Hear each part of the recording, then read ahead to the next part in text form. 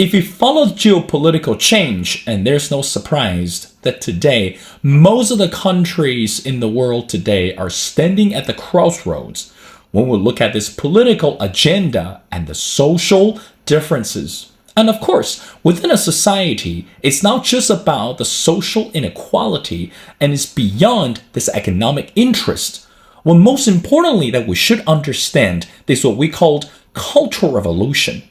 But meanwhile, when we talk about the modern day culture today, let's bring one of the countries into our conversation, which is the United States of America.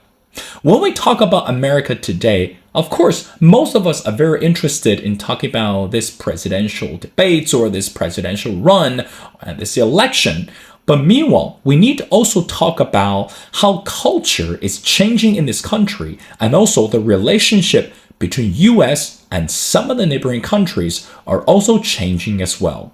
When we look at the human history, and those stories are genuine, and indeed, they can change our minds and also understand the future for the relationships. Well, ladies and gentlemen, it's my great honor to invite our distinguished speaker, who is Dr. Mónica Jiménez. Dr. Jiménez is a poet and historian. Her research and writing explore the intersections of law, race, and empire in Latin America and the Caribbean. Her book, which is called Making Never Never Land, Race and Law in the Creation of Puerto Rico, which offers a legal history of race and exception in the relationship between the U.S. and the Puerto Rico. Well, Dr. Jiménez, and welcome to The Missing Piece. Thank you, Will. It's nice to be here today. Thank you for having me. Well, Dr. Jiménez, it's such a pleasure to have you on our show. Again, as I mentioned in the intro, it's fascinating to talk about the word culture, but meanwhile, I want to dive into your book right away. As soon as I started to reading your book and something grasped my attention, and I think that's a starter for the conversation, and this is what you wrote, and I quote, "Today, my partner tells me that when I speak in Spanish to friends and family, I am louder and more animated than I am in English, that I am a different person when I am home in Puerto Rico, a more excited and brighter version of myself." Dr. Jiménez, what is happening to you? Again, we're living in this multicultural society and we're living in this diverse environment. Of course, there's no doubt that every single one of us are unique and talented in many ways. But when I look at your description, that in terms of speaking in Spanish and in terms of speaking in English, it's not just about this linguistic change. It's more about this background, this environment, and also this cultural identity. So what are you trying to say in that one? Yeah, thanks for that question. It's funny, that's not the question I thought you would ask or that we would start with. I think for me, it's a way to enter into a discussion about migration, right? And to a discussion about place and leaving. And so part of what I'm sort of always interested in my work is the relationship between Puerto Ricans and the U.S., right? So the kind of, we call it in Spanish, el vaivén, right? The coming and going, the back and forth of sort of Puerto Rican experiences of migration to the U.S. in particular. Historically, right? So that's been sort of the case throughout the 20th and into the 21st century. And so when I'm thinking about that and considering that, and thinking about my own experiences of leaving, right, and having been a very sort of animated child when I was living in Puerto Rico, and then moving to the U.S. and having the kind of, it's a traumatic experience to migrate. At any age, and I think when you migrate at a young age, it kind of marks a little bit of a before and after, at any age, really. But for me, that happened as a child. And so part of what I'm considering in that passage as a way of sort of opening up a conversation about what it is to make that decision, right? To make the decision that, okay, we have to migrate for whatever reason you make the decision, that it has lasting impacts, and that some of those impacts are a little bit ephemeral, right? We think about the political, we think about the economic, we think about the sort of, sociological, but often one of the kind of more ephemeral things is that kind of personal, almost sort of affective, right? Like how does it impact the way that you relate to the world? And so for me, moving to the US and having to learn English very quickly, and luckily I was a child, so I did learn it very quickly. But it created a shyness in me that wasn't there before, right? I then wasn't as expressive. I didn't feel that I could sort of communicate as freely as I had before when I was at home and with my family, and where I was in a community that felt very familiar and very safe. So that the experience of migrating to the U.S. as a child felt very unsafe, right? There was a lot of upheaval, and for me, that manifested in a kind of quietness that I will say it took me a very long time to sort of break out of. It might not have been until I went to college and was a full-grown adult, right, that I felt like, actually, I'm not actually this very quiet person. I have things to say.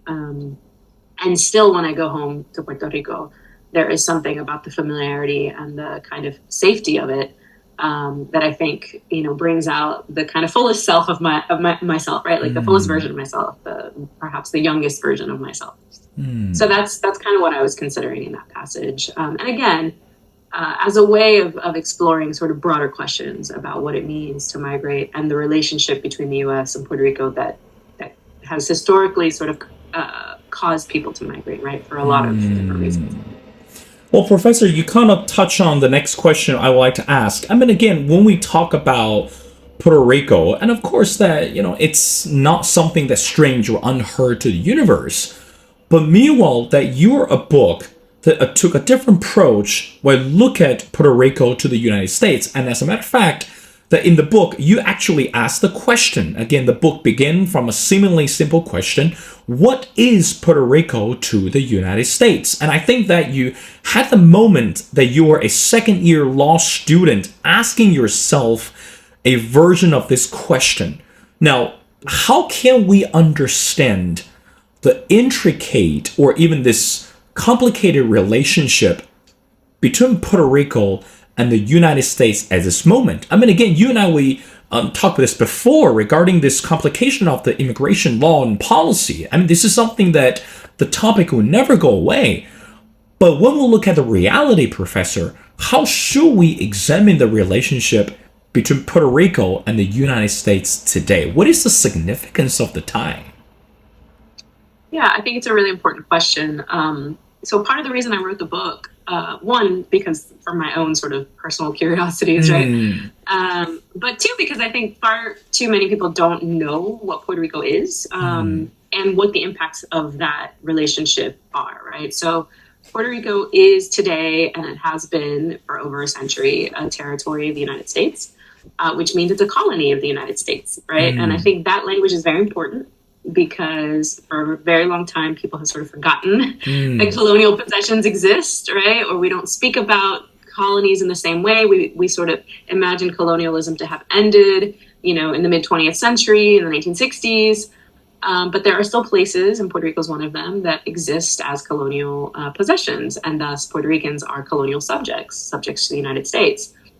So when I speak of migration, it's a legal migration, right? It doesn't actually involve extra immigration policies, because Puerto Ricans are U.S. citizens, and so they can migrate to the U.S. freely, right? That's one of the kind of selling points that the U.S. has sort of given us, right? That like, oh, well, as a territory, people can freely move.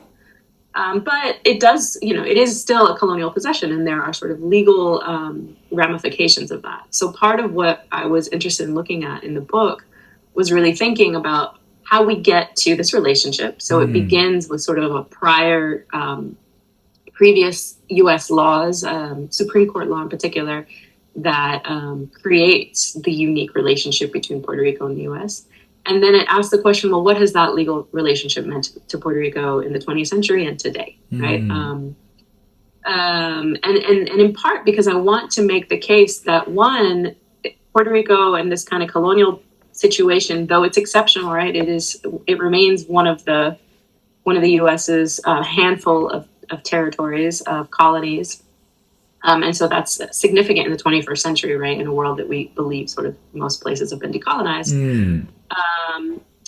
So, quote post-colonial world, what does it mean to still be a colony? And then so there was that sort of intervention, but also the question of, well, how did we get here? And that is a part of a very long history of U.S. imperialism and colonial sort of ventures, right, across the U.S. continent, right, the North American continent, and those we're sort of more aware of, right, U.S. expansion across the Western North American frontier into Hawaii and the Pacific, right? We sort of have a notion of what that is, and it's a very heroic, U.S. expansion, creating North America narrative. But what I wanted to do was to center that a little bit and say, well, no, actually, that expansion was a colonial venture, and this is what it looked like, and this is how race was absolutely integral to that expansion. And this is also how it leads to expansion into the Caribbean and into the Pacific, but in the case of the book, into the Caribbean and in Puerto Rico in particular. And then also this kind of quirk about how do we still have this colonial possession, right, in 2024. And I think one of the most significant moments in recent history, right, and maybe you were going to ask me about this, was Hurricane Maria in 2017, right? And I think that's the moment that for a lot of people in the world, right, they sort of became aware that this place called Puerto Rico existed and that it's a colony of the U.S. And so I think, I hope that my book will sort of answer some of the questions that moment raised, like, how does this place still exist? Why do we still have this colony in 2024? How did we get here? And also, in the how we got here, what might that mean for the future, right? How do we sort of move forward? That's my hope, is that it will sort of perhaps help those conversations too, right? Which are very urgent right now. What comes next? It is indeed, Professor. Now, I want to go to chapter 2, which is called Legacies. I mean, again, this is one of the fascinating chapters. I have to say that I dive into this chapter and I indeed have a lot of questions, but again, I know your time is very precious. I want to dive into one of the critical concepts, and I want to read something to you first that you wrote, and I quote, "The early 19th century was a period of radical transition in the U.S. as the growing population moved south and west from the northeastern region of the United States. The populace became fractured." Now, Professor, help us with better understanding, because we know that throughout American history, particularly regarding the 19th century, I have to be honest, that you are the first writer that actually used the word radical transition. I mean, this is a fascinating adjective to describe this transition. I mean, previously, to be honest, I've seen the writers describe the transition to say unpredictable, or, to say one of the phenomenal, even use the word profound, but to use the word radical, and that really begs the question, is the word legacies. So what is the connection between this 19th century radical transition, and also you name this chapter as the legacies, and we're looking at the racial exclusion and the American state of exception. Let's unwrap this a little bit more, please. Sure. Yeah, of course. Thank you for asking about that. Yeah, I use the word radical to mean large and shifting, right? Like there is a lot happening in the 19th century in the U.S. And in part it has to do with technologies, but it has everything to do with ideas of the state and sovereignty, right? So this in the U.S. this is a moment when you have that real sort of tension, which in some ways has always been and continues to be this tension between what it means, what the nation is, right? The U.S. sort of government power, the federal government, and then the state, right? The newly forming states. And, ultimately, I think we understand this best in the context of the U.S. Civil War and how that conflict played out, and the question of enslavement, right? And the rights of the states to hold enslaved people and to continue that function, right? The machine of enslavement, right? And plantation slavery in particular. And so we understand it best in that moment. But before that, there are these other skirmishes around how states and the federal government will interact. And I think for people maybe who aren't as well versed with American history, that's a little bit odd, right? What does that mean? How does that work out? For the purposes of the book, I'm really thinking about Native American policy, right? So again, westward expansion was a white settler colonial project, right? It literally sought to give land, in some cases, open up the frontier, right? Open up land that was occupied, right? It was occupied by Native Americans, but the U.S. government took the position that that wasn't actually occupation, right? That wasn't actually sort of property, proper title, if you want to use that word, right? And so these lands were seen as sort of open for the taking, and it encouraged, right, people, white settlement in the territories and westward expansion. And with that came the question of where does sovereignty and rights lie?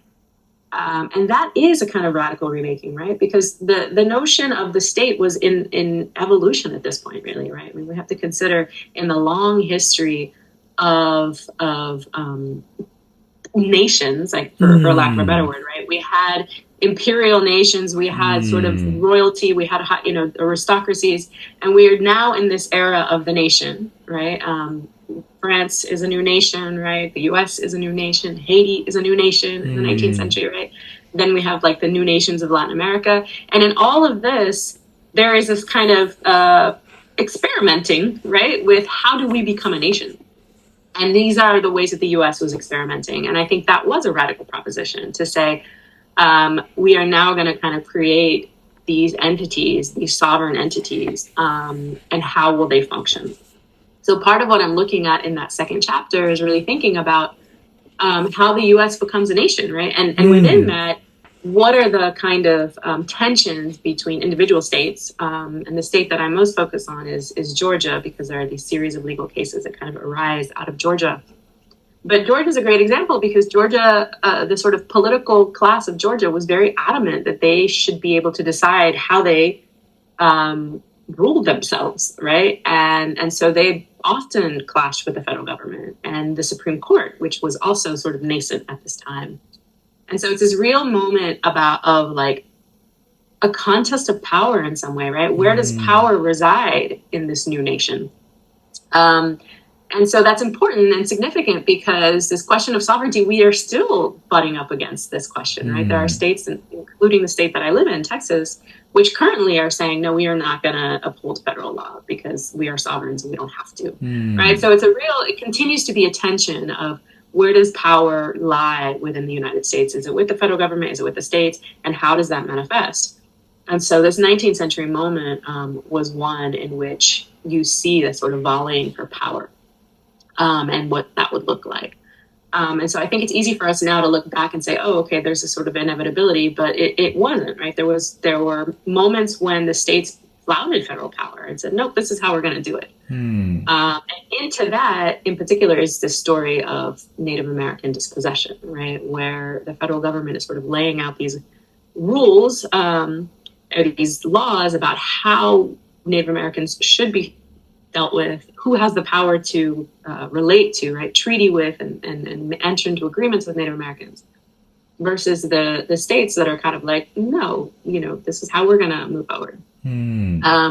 So this is why I say it's sort of this radical moment of state making. And it's the reason I call the chapter Legacies is because this kind of crucible of 19th century state development, then sort of some of the ideas, right, especially about sovereignty and where power lies and what the federal government can and cannot do with federal territory, then get carried over into Puerto Rico, right? So like by the time you get the kind of early 20th century legal cases that directly address the question of, well, what is Puerto Rico? You have had this long history of the U.S. federal government and the state governments, but for our purposes, the federal government contending with, okay, this is how we approach territory. This is how we approach the people that live in this territory, right? So that was kind of how I was imagining that history and the way that it relates to perhaps today. Well, Dr. Jiménez, I got two more questions before letting you go. Now, let's talk about what's happening today, politically speaking, in the U.S. I mean, again, we know this year it's rather crucial, especially we're looking at this presidential race between the former U.S. President Donald J. Trump and, of course, the incumbent and Joe Biden. And perhaps there's another possibility for the third party candidate. But meanwhile, let's talk about this immigration reform, and we'll look at the crisis at the border, Professor. If I'm not mistaken, that you also wrote one of the amazing articles that recently to talk about, again, tie into the word sovereignty, tie into the word power, and the federal government will look at this immigration system and immigration reform. And again, we've been talking about this for centuries. Now, here's an interesting question.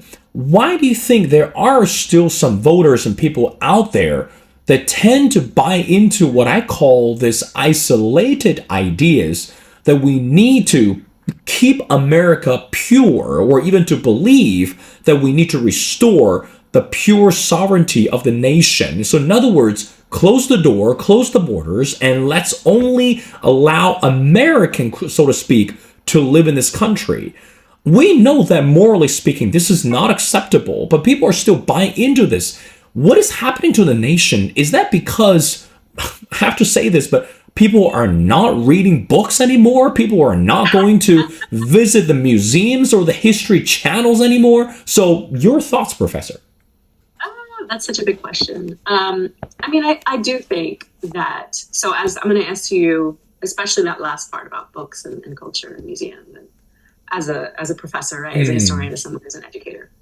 And so from my position, I do worry about the way that we're educating people, right? And so I do think there is very much, a corollary between an educated populace, a thinking populace, a curious populace, and the possibility of a growing sort of xenophobia or a growing, sort of white supremacy or nationalism, right? However you want to kind of think about that.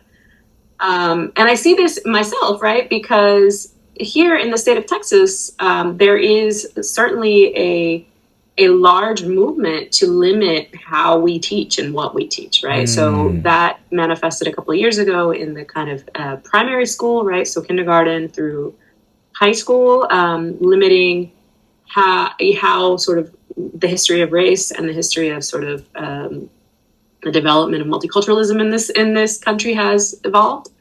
And so I see that sort of heading towards higher education in the university as well, right? And as someone who teaches the history of colonialism and of race, that will impact me, right? If those sort of policies get passed. Why it matters, right? And I do think that this has to do with the way that we educate, right? And so I grew up in Texas. I went to Texas public schools. When my family left Puerto Rico, we moved to Houston. And my experience is that generally speaking, U.S. history is taught from a very sort of U.S. heroic narrative, right? So I didn't learn about Puerto Rico, for example, in any of my history classes, right? This is something that I went out and found on my own, right? I didn't learn about the history of U.S. territories. I didn't know that the Philippines was also a territory of the U.S., right? I didn't understand what the Spanish-American War was really about, right? I didn't know that that was actually a conflict between Cuba and and Spain, and the U.S. sort of entered, right? But that history matters very much, and it matters because it tells us a fuller narrative of who we are as a nation, right? And why that matters, the who we are as a nation, right, is because we need to be able to look at ourselves and the larger implications, right? So I'm going to bring it back to the immigration question that you have, because one of my biggest frustrations, and again, I live in Texas where the immigration debate is very urgent and we feel it, right? We're here, we're close, we're on the border. But so the reason that matters is a couple of years ago, right in the lead into the 2020 election, 2016 election, there was a real debate about these sort of unaccompanied child migrants that were arriving at the border, right? And it was a crisis of what do we do with these children? At the time, Hillary Clinton was a candidate. She said, we just send them back. We send them back. And at no point in that debate did we stop and ask, well, why are these children coming, right? Why are they coming unaccompanied? Like, that's a huge risk to take. And as someone who migrated, again, legally, it is not easy to leave home. It is not easy to break with everything that you know, with your community, with your language, with your culture, with everything, right? And undertake a journey like that where there is high risk, where your safety is not assured, where you don't know what you're going to encounter, right? it's perilous. And to put a child through that, right? As a parent, to say, I am risking my child's life for the possibility of something better for them. I mean, we really have to think about that, right? And so in that debate, nowhere did we stop to say, well, why are these kids coming? And if you started to unpack, you would see that most of them were coming from Honduras, Guatemala, places that we, the US, had destabilized in the mid-20th century and continued to play a heavy hand in the policies of those countries, right? And so that, to me, is why this history really, really matters, right? Because you can't really understand the debate about immigration, right? Let's shut up our borders. Well, the Mexico-U.S. border used to be Mexico, right? So many people in Texas, right? Many, like, multiple generations of Latinos in Texas in particular were here before this was the U.S., right? So we have to think about the complex nature of those histories. And so it's very easy to convince a populace that, the U.S. should close its borders and that those people are over there unrelated to us if we don't inform them of actually the very integrated and closely tied histories of our countries and our region, right? That's part of why I teach Latin America and the Caribbean, is because, when we talk about immigration, we talk about, our policies towards Latin America right now, our policy towards Haiti in particular, that's a long, fraught history. And most people don't have it, right? They enter into the debate right now, and they have very, clear feelings that are very emotionally, grounded, right? And mostly on kind of a nationalist, patriotic impulse. And for me, my job, I see it as peeling back those layers and saying, okay, well, it's good to have an opinion and it's good to think about the current, but let's understand where this happened, where this came from, right? How we get to this moment. So I think it's, the immigration debate, it's a very emotional debate for a lot of people. It sparks a lot of sort of, knee-jerk reactions. But as a historian and as someone who thinks deeply about the kind of history of the region, I think if we can kind of peel back the layers of that history and really educate people about why these things happen, why people migrate, then perhaps people are going to have a bit more of an empathetic response, right? Rather than this kind of knee-jerk nationalist, no, you stay in your country, I'll stay in my country, these are my resources, you stay there, right? So that's a long way of answering your question, but I think, it's a little bit of that kind of education is a very important piece of that, for sure. Well, of course, Professor, I agree with you 100%. Education is critical at this moment. I mean, again, it's not just about getting the social media to read the news. And also, we need to really put ourselves in this situation. We need to examine the sources and also understand the source and the questions and find out the answers. Well, Professor, I want to wrap up our conversation by asking you the last question. Again, the title of your book is called Making Never Never Land, Race and Law in the Creation of Puerto Rico. Let's just say for anyone who is unfamiliar with the history and the relationship between U.S. and Puerto Rico, when we talk about the culture, talk about law, and talk about this race, what would you expect the readers to understand when they finish reading the last chapter of this book? I mean, I have to say that the more I read about it, and for each chapter, it's not just about reading it once and then to understand it. It's really to dive into the language and really look at the history. And also, of course, that you mentioned a lot of cases that happened in the past and today, the debates on this judicial rights and also this sovereignty and power all put in this book together. But you as an author, as a historian who wrote this book, what would you expect the readers to appreciate the most when they finish reading the book or as they read the book along the journey? Yeah, that's a great question. So part of the reason I called the book Making Never Never Land is because in 2016, there were these series of important legal cases around Puerto Rico. And it was sort of about the debt crisis, which most people are familiar with, right? There was this sort of, Puerto Rico had acquired and still has this outstanding debt. And so Puerto Rico was sort of in the news a lot. People were talking about, what is to be done with this debt? And it was being compared to Greece a lot, right? Because Greece was going through their sort of debt crisis at that time, or had just gone through it. So there was this debate, what is to be done with Puerto Rico? And during one of these Supreme Court cases, a lawyer for the U.S., well, for these banks that were sort of arguing that Puerto Rico couldn't file for bankruptcy. And the late Justice Ruth Bader Ginsburg says, well, I don't understand. Why would Congress put Puerto Rico in this never, never land? And to me, that was a really instructive moment in my study, right? So I was following that case. I was really intrigued by like what the possibilities of that case might say. And Ruth Bader Ginsburg says this in oral argument. And for me, that kind of a light bulb went out because I was like, that is exactly what it is, right? So the relationship that Congress has built to Puerto Rico has put Puerto Rico in this kind of never, never land of we're not a state, we are a colony.